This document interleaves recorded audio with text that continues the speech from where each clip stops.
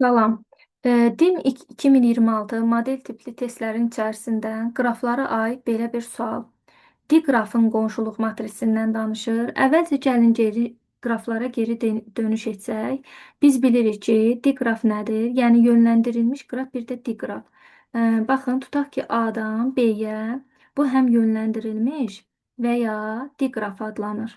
Diqraf. Biri də var ki, hər iki tərəfdən istiqaməti var. Yəni həm A-dan B-yə, həm də B-dən A-ya. Buna isə biz istiqamətlənmiş qraf deyirik.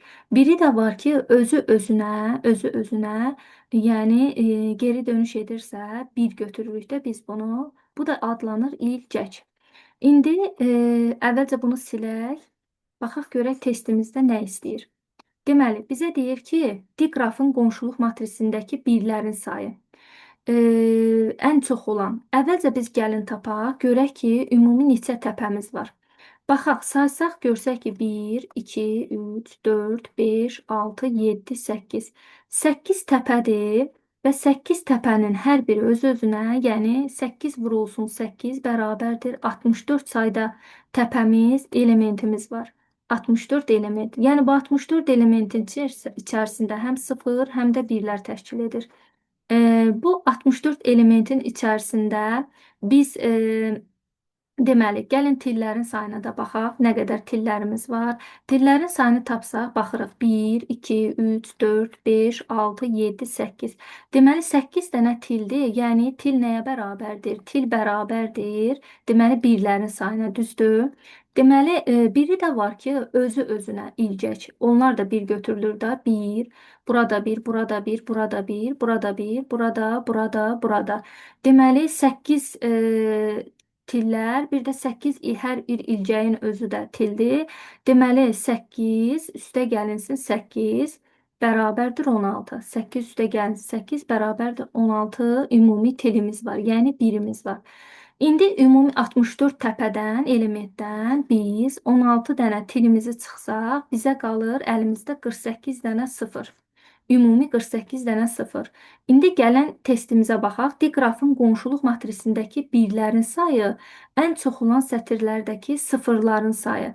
Deməli, ən çox olan sətirlərdəki sıfırların sayı bizdə 48-dir. Bura qədər tapdıq. Biri də var ki, bu matrisin bütün sıfırlar, üzr istəyirəm, daha doğrusu 48, bütün matrisin sıfırların sayı. Bütün matrisin sıfırların sayını 48 təyin etmiş olduq.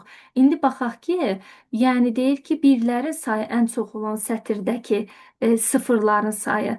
Ümumiyyətcə, təpələrə görə qonşuluq matrisini qursam, qonşuluq matrisindən istifadə etmiş olsaq, izah üçün deyirəm, belə bir cədvəli tərtib edeyim ki, izahı da sizə aydın izah edə bilim.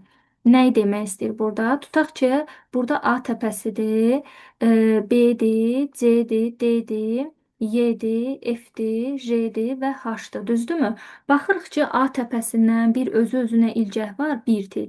Bir də var ki, bu A təpəsindən çıxan 2 tilimiz var. Bu nə eləyir? Sayı 3 dənə til eləyir. Düzdür? 3 til buradadır. Bu birisində isə baxırsınız ki, fikir versəniz, bax burada nə baş verir?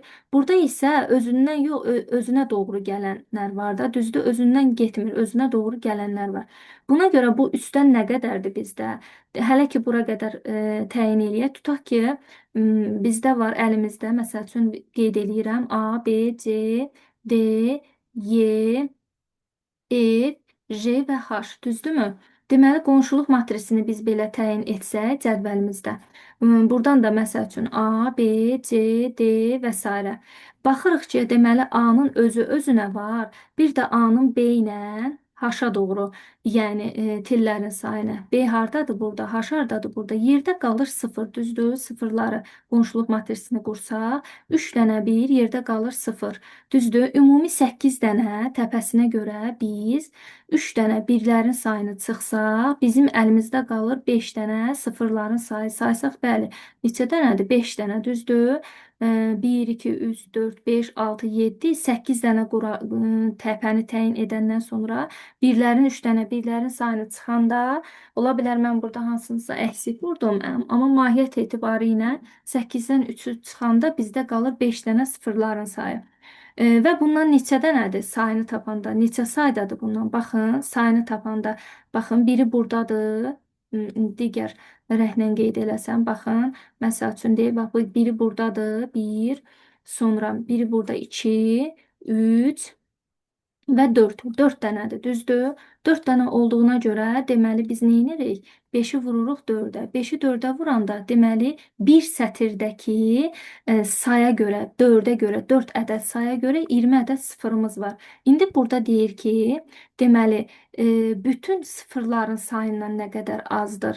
Həmin sətir üzrə olan sıfırların sayı bütün sıfırlarımızın sayı əvvəlcədən məlum idi 48.